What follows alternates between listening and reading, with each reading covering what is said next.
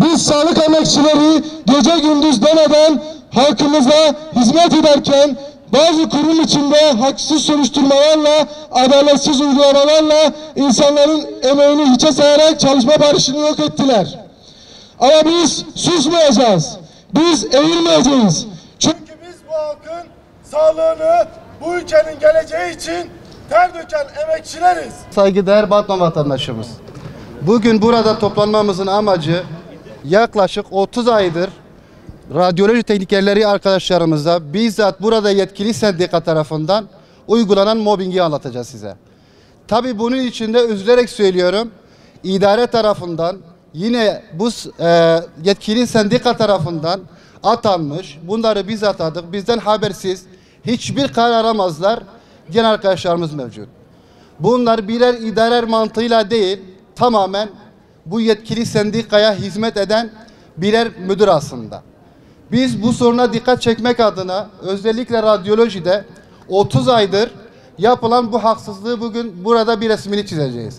Aslında bu konuşmamız biraz uyarı mahiyetinde olacak. Biz en başında yaklaşık bir yıldır aile içinde çözelim dedik. Kendi sorunlarımızı kendi içimizde çözelim dedik. Çok uğraştık.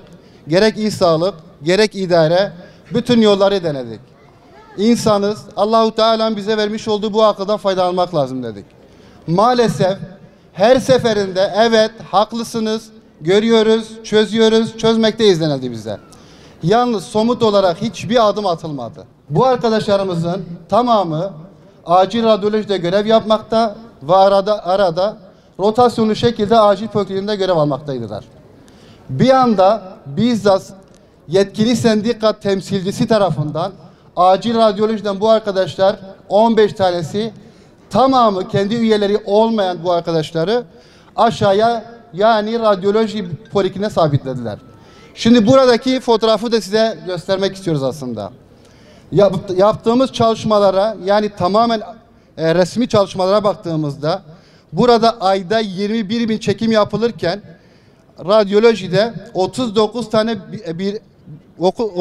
tane çalışanın olduğu yerde 19.000 çekim yapılmakta.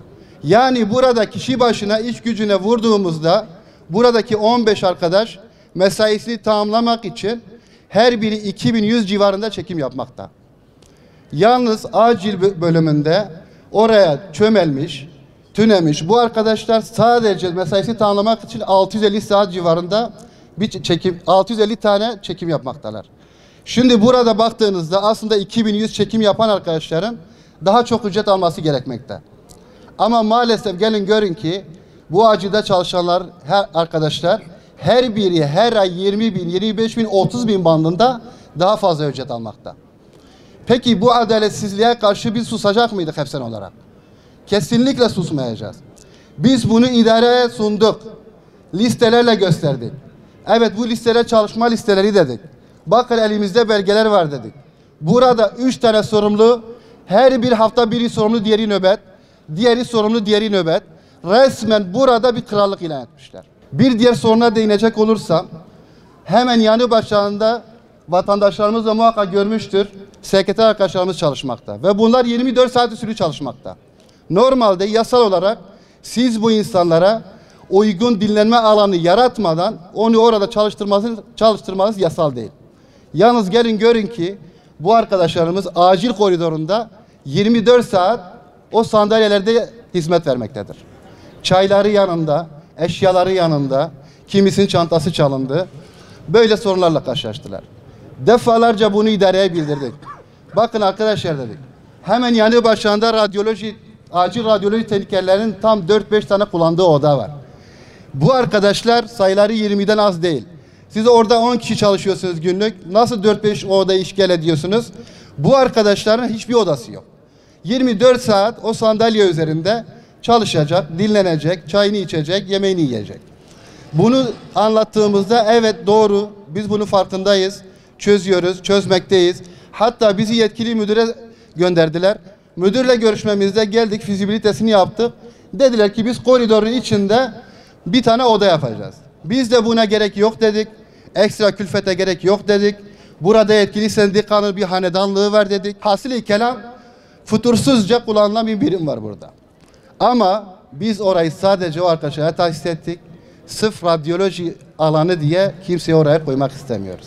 Böyle basit, aklımızla alay edercesine böyle bir çözüm ürettiler bize. En son biz idareyle yaptığımız görüşmeler sonucunda, İl Sağlık'la yaptığımız görüşmeler sonucunda bir karar çıkardık.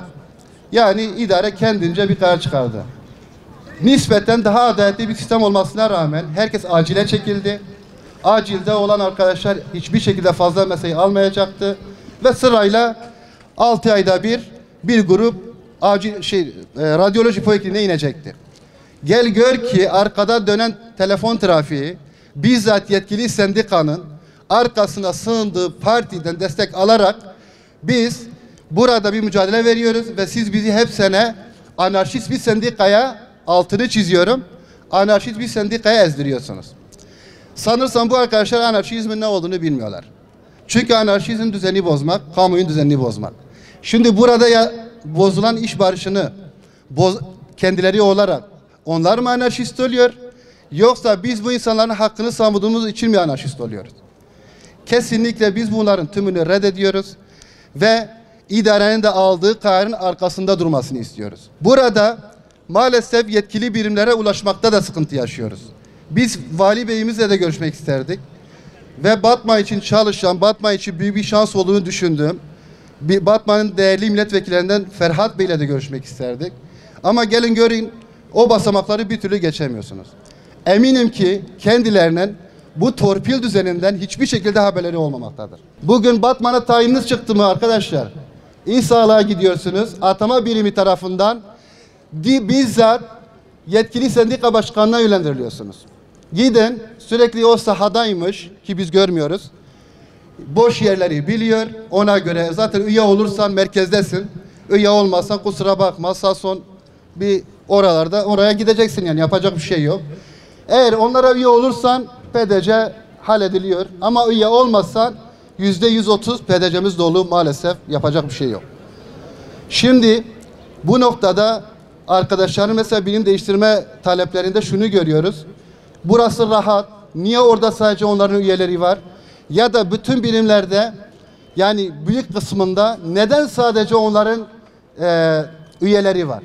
Birim sorumluları resmen birer yetkili sendika temsilcisi gibi her yerde arkadaşlarımıza mobbing yapmakta ve hiçbir şekilde başka bir sendikaya üye olmalarına izin vermemektedirler. Burada arkadaşlarla konuştuğumuzda özellikle altını çiziyorum. Jinekoloji servisinde şu an arkadaşların tamamına yakını oradan çıkmak istiyor. İnanılmaz bir iş yükü var ve iş yüküne karşın sayıları yetersiz. Bunu dile getirdiğinizde de evet biz farkındayız ama maalesef yeterli personelimiz olmadığı için oraya personel veremiyoruz. Ama gelin görün ki şu gördüğünüz Refakatçi Oteli'nde bir hemşire görev almakta. Biz bunun sebebini sorduğumuzda yaşı da bu arada 30-35 olsun. Bir sağlık problemi olmadığını da biliyoruz. Bu arkadaşımız eski müdür olduğu için oteli daha işletirmiş. Yani biz burada sanki 5 yıldızlı otel işletiyoruz. Buranın kazancını yükseltmeye çalışıyoruz. Biz burada hastadan para mı alıyoruz? Yakınlarından para mı alıyoruz arkadaşlar? Bir hemşire sahada çalışması gereken bir hemşire, sahada personel yok, buraya veremiyorum dediğiniz halde otelde nasıl, hangi adla hizmet veriyor? Affınıza sığınıyorum, başınızı da biraz ağrıtmış olabiliriz. Ama lütfen duyun bizi anlayın. Biz sahanın emekçileriyiz. Bizim kimsenin koltuğunda da, kimsenin makamında da gözümüz yoktur. Biz sahada mutluyuz. Ama sahada çalışırken de biz mutlu olmak istiyoruz. Gerçekten idare tarafından artık mobbinge uğramak istemiyoruz. Ben bugün bir birim değişikliği istediğimde bunun yolu yetkili sendikadan geçmemeli. Yetkili sendikanın öyle bir görevi de yoktur.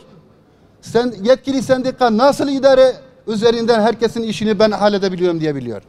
Arkadaşım sen hep sene geçmişsin. Yarın beca iş isteyeceksin benden diyor. Ya beca işin sizinle ne alakası var? Eş durumunun sizinle ne alakası var? Sonra söyleyince de bir insanların işini hallediyoruz. Yani torpil düzenin adı olmuş iş halletmek.